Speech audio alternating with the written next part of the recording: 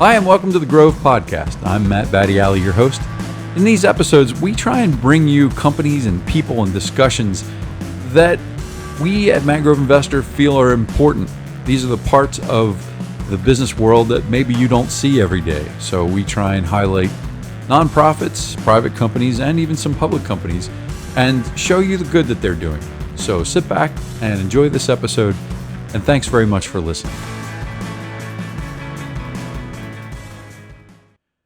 My guest today is Joy Huntington. She's the founder and CEO of Uqaqti Consulting, and her company stands between kind of the rural Alaskan communities and the industries that want to come and work there. What Joy does is she builds a bridge. She understands these communities. She grew up there, and she understands the need for these economic development opportunities. And so she's able to connect the industries that want to come work in rural Alaska with the communities so that the folks that live there can be employed and that the companies can contribute to the community while they're there. And I have a lot of time for Joy. She's great, as you'll see in the interview. I mean, we talked for so long. We're going to make this thing a two-parter. So I really hope you enjoy this as much as I enjoyed recording. And I just think the world of Joy. She's fantastic. She's somebody we need to keep our eye on. I wouldn't be surprised if she became the governor of Alaska. And with that, I hope you enjoyed this episode. So, hey, Joy, thanks very much for joining me on the podcast today. You're welcome, Matt. It's great to talk with you. Well, I really enjoyed meeting you up in Alaska and getting to know you and a little bit about your consulting company. And I really want to start with just an introduction. So I want to share some of your background and how you started. And I want you to pronounce, it's Uqaqti, right? Am I pronouncing that correctly? Wow. Great job, Matt. I feel like not many people get it right on basically the first or second try. So well, you have it phonetically. That I still had, yeah. Yeah, having it phonetically on the website definitely helps. But like I said, I've had people working for me for a few months before they got it right. So good job. So my business, Uqaqti Consulting, spelled Uqaqti. I've had the business, actually, this is my 10th year in operation, which completely blows me away. And the funny thing is that I didn't really start this business on purpose. It was sort of an opportunity that came up that a company that I wanted to work for with a real job asked me to work as a contractor, being a state lobbyist for them. And so that's how the business got started back in 2011. And even then, it was really focused on building meaningful, long-term relationships for my clients.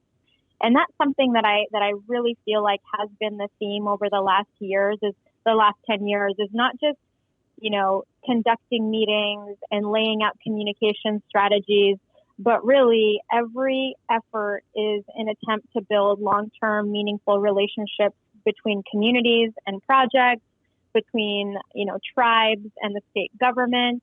It's really in Alaska, I think, really has an emphasis on relationships to begin with. We're a pretty small population. And so that's really been the kind of the heart and soul of my company from the very beginning, has been focusing on relationships. And I know I jumped right into the business. I didn't really share a lot about my background yet.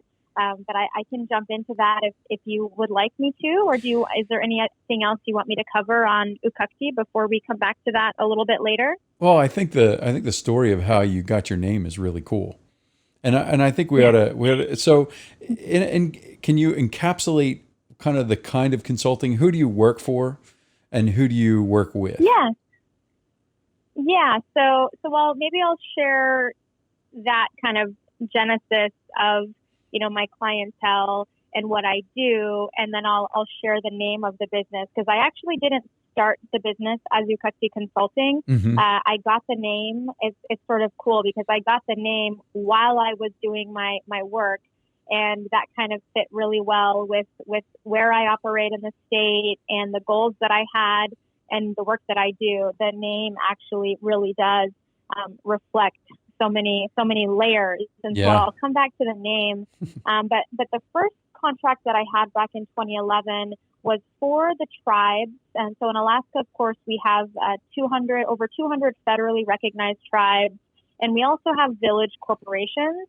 And there's a really complex and interesting dynamic here in the state, politically, economically, socially, that our Alaska Native communities are kind of, there's sort of this web of different, entities and government entities as well as private sector. Right. But my first client was an organization that represented 40 tribes here in the interior of Alaska, where I live in Fairbanks. And I was going to Juneau on their behalf to lobby for rural projects. And along the way, though, I started working pretty closely with the governor's office, and they had a project that was actually a proposed road that would open up a mining district. And right out of the gate, the state was experiencing, challenges with, building credibility and building, communication avenues with the rural communities that would be closest to the project. Mm-hmm. And so they got to know me and my work coming to Juneau. And then they asked if I would actually work for them and go, kind of lead their communications effort out in the communities closest to this project. And so that project really did changed a lot of things. It put me in a really visible position, advocating for, responsible resource development and building bridges between communities, and a pretty high profile, controversial project. And it was amazing. It was a huge challenge for me, but I grew a lot through that. And that kind of put me on the map as somebody that could effectively lead community relations efforts, communications efforts for economic development and resource development projects out in rural Alaska. And from there, it kind of opened up a floodgate of opportunities across the state that, people really need quality communications support when it comes to these challenging, projects that there's a lot to share with people. But if you can't really get in the door and you don't have the credibility in those rural communities to, get an audience with the people you need to talk to, then it's really difficult to get off to a good start and to build those long-term relationships. And so, my background, I actually of course I'm Alaska Native. I'm Koyukon Athabascan, and my grandparents are from the kind of middle Yukon River area here in the interior. Rampart and Tanana is where my grandparents are from. And I actually spent 15 years growing up in rural villages. And one of them was actually a very traditional community. That was the last village I lived in before I left the state to go to high school in Arizona and then college in New Hampshire. But having the life experience of, growing up in villages definitely has helped me a lot to understand, just the landscape and the best communication styles and, ways to kind of just at least get the conversation off on a good foot.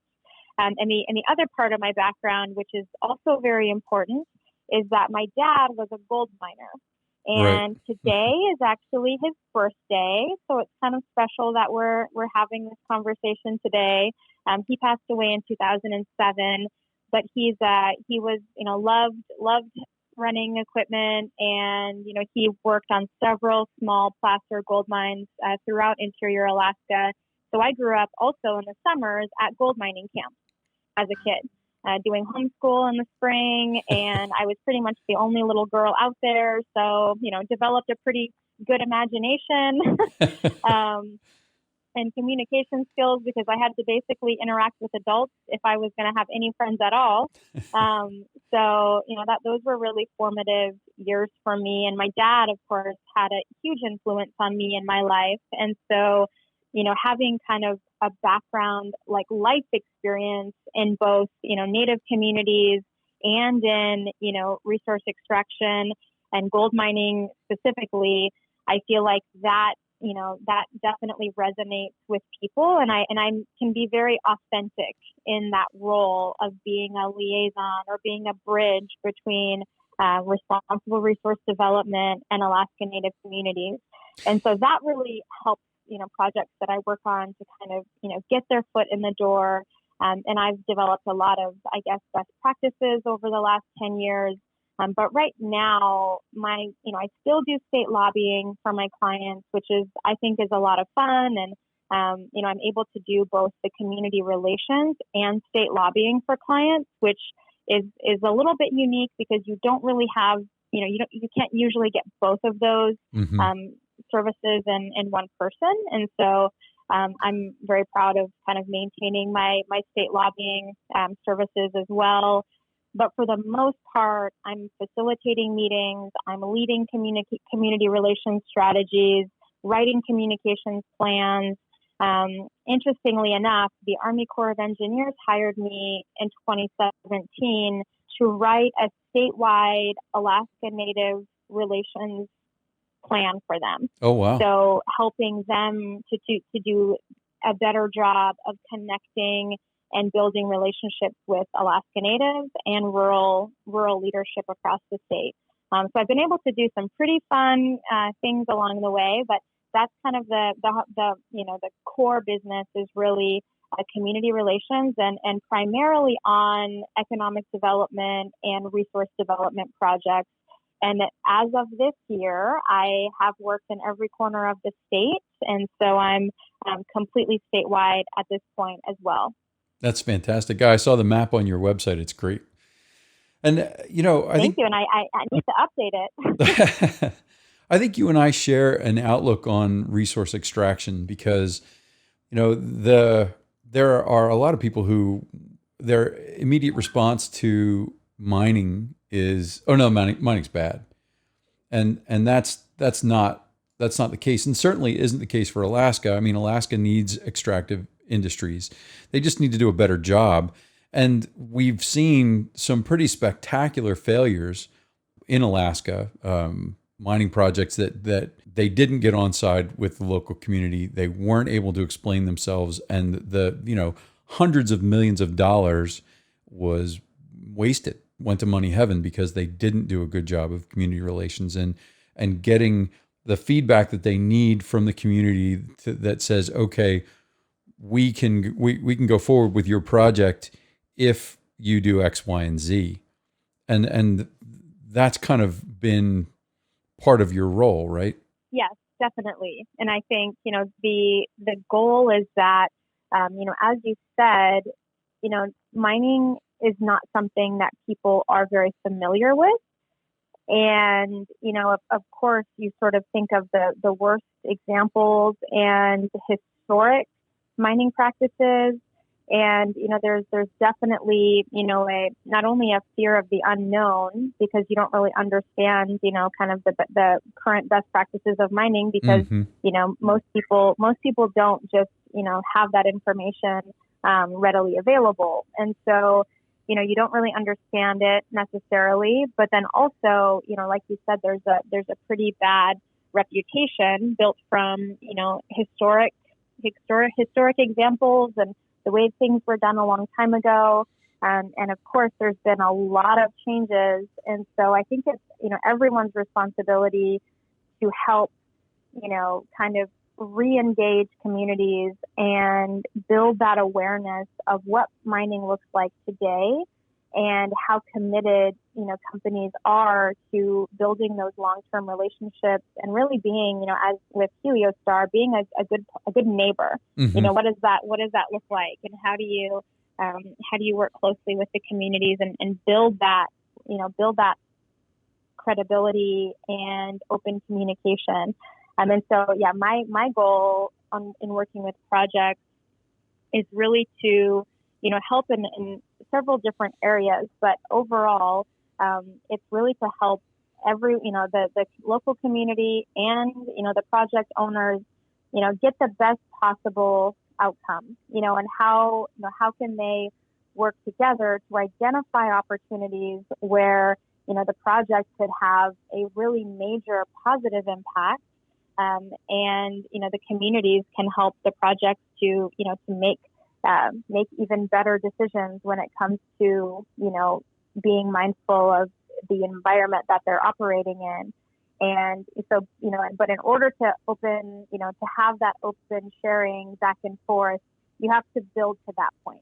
Right. It's not something that you walk in on day one and you have a really in-depth open conversation.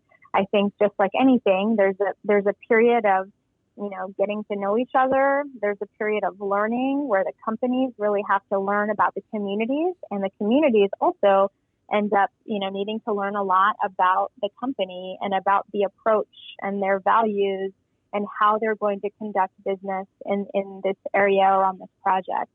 And so, I really love, that early stage, helping to make those introductions and having that consistent and transparent two-way communication is really important right out of the gate.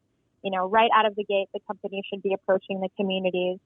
And then once you build those relationships, I guess, over the period of several years, and I always tell everyone that it's a marathon and not a sprint. So, relationships take time and, investment on a regular basis. But once you build those relationships, I feel like the opportunities to really get it right and to create and build a project that the communities are going to support and even feel pride in and some ownership over as well, that's the goal. And I've seen that happen on a few of the projects that I've worked on, and it's a really amazing thing to see. That's got to be really satisfying. It's interesting to me, I traveled around Ireland and looked at some mining projects there because in Ireland, there are zinc mines that are literally within the town limits, and they're beautiful. You wouldn't even know that there's a zinc mine. It's there. The one I'm thinking of had this shaggy berm, covered in grass with goats on it. And the only thing that gave it away as a mine was the head frame, and it was still kind of an architecturally designed, attractive head frame. And the town loved their mine because it was a source of income, and it was a completely different outlook. They weren't afraid of the mining company. They weren't afraid they were going to get sick and die.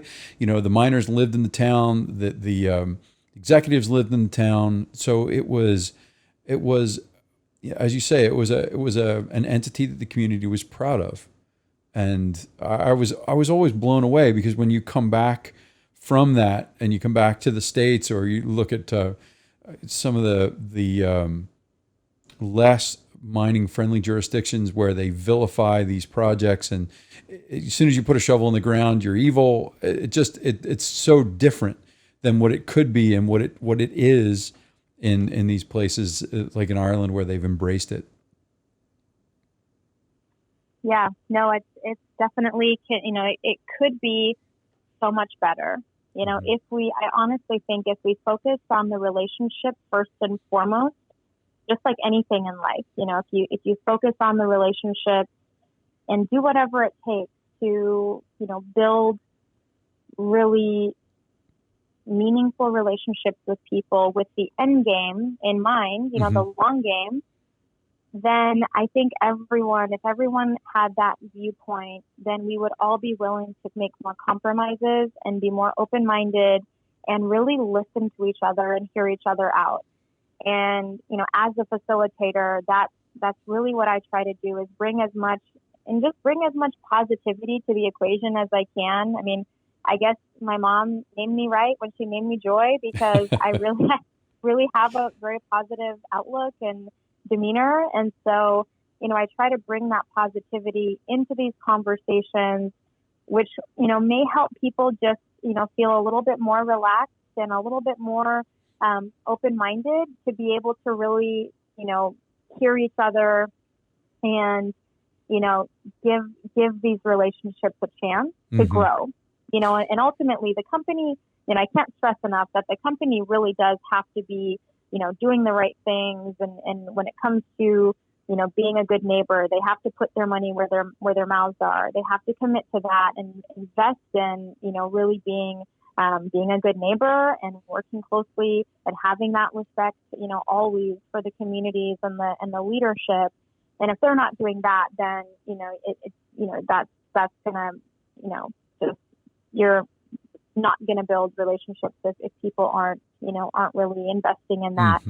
But so, when you have a project where the company is really committed to, working well with the communities and building that respect and credibility over time, then you really can see these relationships, just have a complete reverse effect than what we're used to. And, people really wanting to spend time together and get to know each other, and then you start to see positive impacts. And, I can't stress enough that, in rural Alaskan communities, there's not a lot of opportunity. Mm-hmm. And, there's a lot of challenges to, maintaining our way of life and our culture, and honestly hope from younger people that they have a place in the world and they have, goals for themselves and something to look forward to and ways to provide for their families in addition to our cultural foundation and our traditional hunting and fishing practices.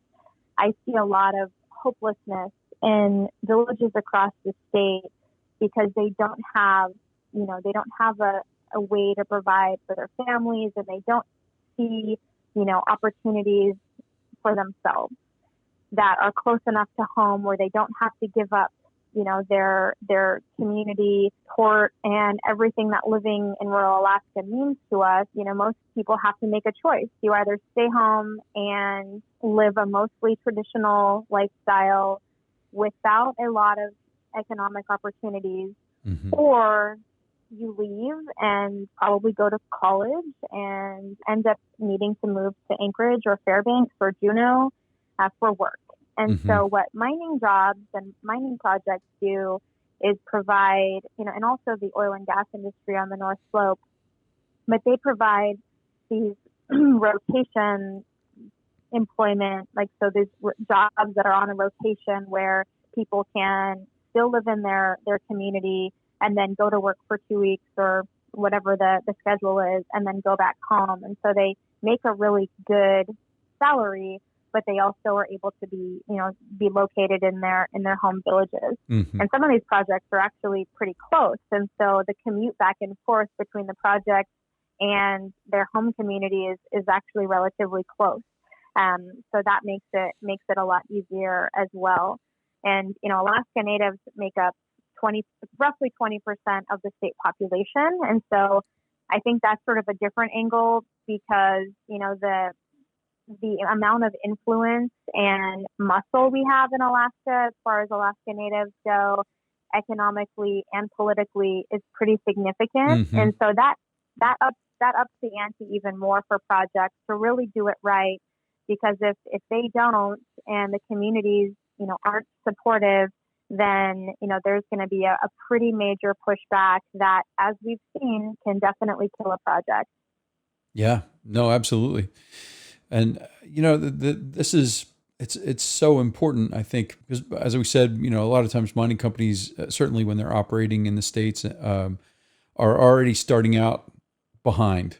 As soon as they show up, they're behind. And so, being able to get a community on side, and we've seen right from the very start of these projects, building camp all the way through exploration, all the way through building the mine, all the way through mining. There are opportunities, economic opportunities for the community right out of the gate if the community and the companies are talking, if they're in communication, right? Yep, absolutely. And you don't, this is the biggest thing in life. You don't know what you don't know, and you may not even see what the barriers are to your success if you're not actively exploring that and talking to people and trying to understand the landscape of where you're operating. And so an example is, we had one project that I worked on, and this is a pretty good example of a company that really I felt did it right. And a part of how things are changing in a positive way is that I see companies being more creative and more open-minded in their community relations programs. And so for this example, I joined a project a few years after it had gotten started. It was a gold exploration project. And at one point, the companies had decided, it was a joint venture, but they had decided to do a scholarship program.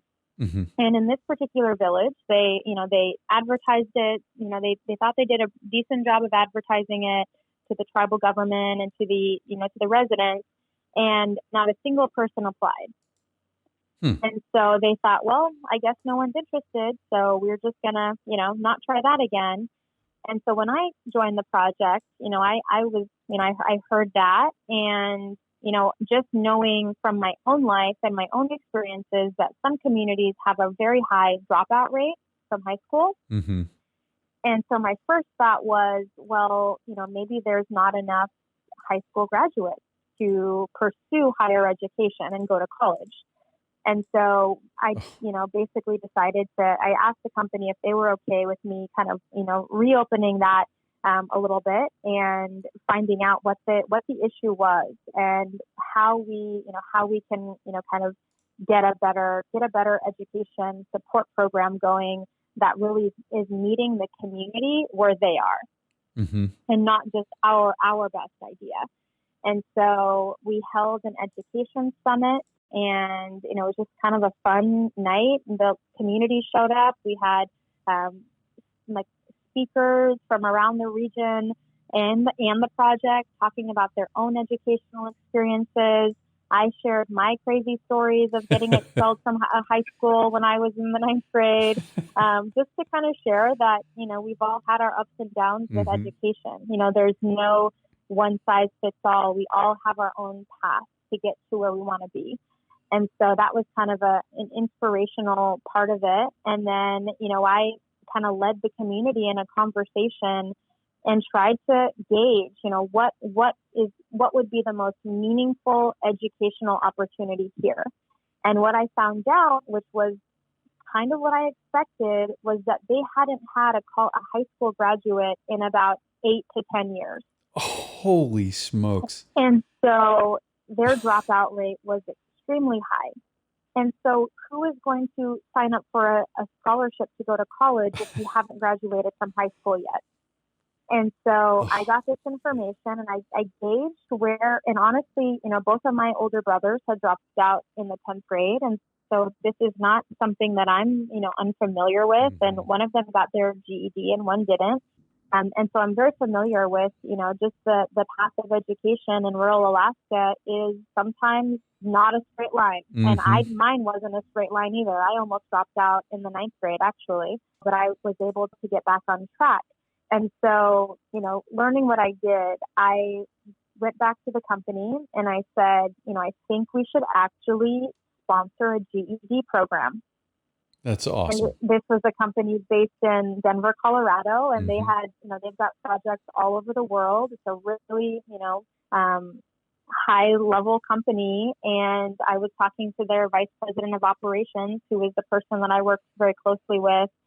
And it was amazing. He gave me his full support right out of the gate. And, he, considered why I was coming up with that recommendation. And, they had never done anything like that before anywhere in the world. And he said, go for it. And so I started working and building partnerships. It was, it's great because when you're genuinely trying to do good things in a community, there's actually a lot of other organizations and entities that are also, they have the same mission. Mm-hmm. And so if you align yourself with these other organizations, then the companies really don't have to do all of the heavy lifting at the end of the day. And so I connected with an organization that was basically their whole mission was to, do, exactly what we were trying to do is get people their GEDs. And they had been struggling to build inroads with rural communities. And so we did them a big favor by helping to get them out to this Yeah. village. And on the first day of doing the initial placement testing, I think in a village of about 100 people, like 12 people showed up. Wow. And it was amazing. That's Even an elder fantastic. who was probably in his 60s showed up to take the placement test. And so that example is really kind of, shows that thinking outside the box and, but without those conversations, we could have just thought no one is interested in any education. Right. But that wasn't the case. They were extremely interested. And when we did that first placement test, a young woman who was a mother and had dropped out of high school, she literally had tears in her eyes because she was so thankful for this opportunity. And so we just had to have those conversations and find out what was going to be the most impactful approach and what they needed and what they wanted to, have locally supported and locally sponsored programs. And so, but like back to your question, without asking, without really learning about them and putting our goals and expressing, what our hopes were for working with the community and really meaning that, we wouldn't have even learned that was the case, that we needed to do the GED instead. So that's just an example though, but yeah, you have to have those conversations and, you might be surprised where you end up in terms of what the best strategy and approach is going to be with each community, because every community is different and, you really just have to get to know them and then build it from there. That's a great example. Well, you made it all the way to the end. That was part 1 of my interview with Joy Huntington. You can click on part 2 to listen to the rest of this interview. I enjoyed Joy so much that we just recorded way too much material for a single podcast. Hey, and make sure that you sign up for The Grove. That way, we'll let you know anytime we have new content coming down the pipe. And with that, I hope you have a great day. Thanks for listening.